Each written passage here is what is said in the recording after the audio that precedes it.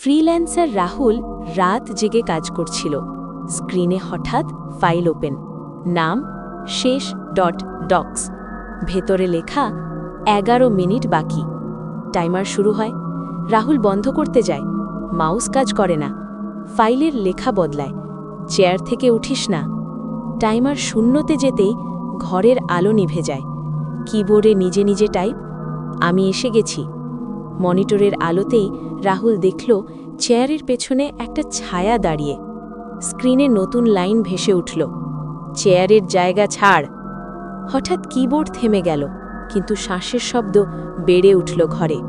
রাহুল বুঝল, টাইমার যদি শেষ না হয় কিন্তু তবু কেউ এসে যায়, তাহলে আসলে গণনা হচ্ছিল কিসের?